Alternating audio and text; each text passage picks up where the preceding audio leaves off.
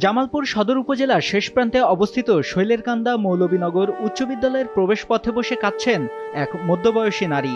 নাম আলপনা আক্তার।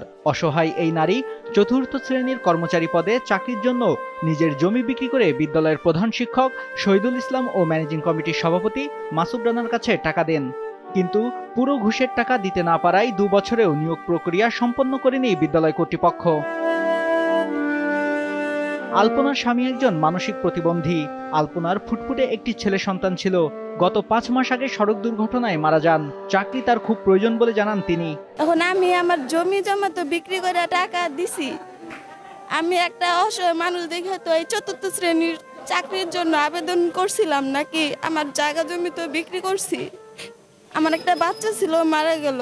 আমি আবার প্রেগনেন্ট। আমার স্বামীটা একটু মানসিকভাবে একটু কিন্তু এরা এরকম করবে কেন? যেটা দিবে না সেটা দিবেই না। প্রতিশ্রুতি দিব, আবার চাকরি দিয়ে আবার দেয় না কিসের জন্য।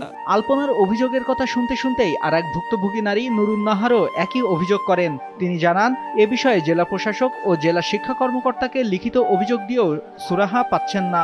জমি বিক্রি করে টাকা দেওয়া হয়েছে, যেমন 10 লাখ টাকা। তারপরে অন্য এক লোক নিয়ে ঢুকাইছে, মনে হয় বয়সী দিছে আরো 15 লাখ 20 লাখ এরকম করে টাকা দিয়ে এই জায়গায় ঢুকায় চাকরি নেওয়া হয়েছে। আমরা ন্যায্য বিচার চাই। আমাদের সাথে যে এরকম একটা দুর্নীতি করা হইলো, প্রতারণা করা হইলো, কেন করা হইলো? শুধু এই 2 নারীই না, বিদ্যালয়ের অফিস সহায়ক পদে আরও 12 প্রার্থীর কাছ থেকে মোটা অঙ্কের টাকা নিয়েছেন বিদ্যালয় কর্তৃপক্ষ।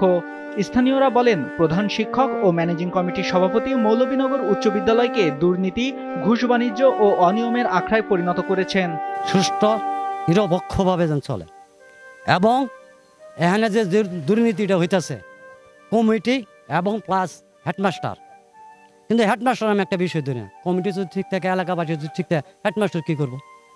তার কারণে এরা নিয়ে যে সব টাকাগুলো নিছে অসহায় মানুষের কাছ থেকে, তাদের কিন্তু দেয় না, চাকরি দেয় না নেয়া। এদের আমরা হরানি করাইতেছে, হরানি করে এরা টাকাগুলো আত্মসাৎ করছে কমিটি। এটা আমি বিচার চাই। প্রতিষ্ঠানটা আমগরের প্রতিষ্ঠান। আমরাই মেয়ে ছেলে পড়াইছি, মেয়ে ছেলে সব কিছু করছি আমরা এই জায়গা। আর এই যে যত নিয়োগ, এই যে চাকরির জন্য এই সমস্ত নিয়োগ গুণা দিছে। আলপনা আক্তার থেকে টাকা নিছে, সবার কাছ থেকে মনে করেন আরও সিদ্দিকা ছিল, সিদ্দিকের কাছ থেকে টাকা পয়সা নিছে, নিয়ে আর কারো চাকরি দেয় নাই। চাকরি না দিতে খালি টাকা করে আত্মসাতই করতেছে। আত্মসাত ছাড়া এনে কিছু নাই, সব আত্মসাত। কথা বুঝছেন? তা যাই হোক, আমরা এটার বিচার চাই, আমরা বিচার করতে হইব। গোপনে অবৈধভাবে নিয়োগ প্রক্রিয়া বাতিল করা, প্রধান শিক্ষক ও ম্যানেজিং কমিটির সভাপতির দুর্নীতি তদন্ত করে দ্রুত ব্যবস্থা নেওয়ার দাবি এলাকাবাসীর।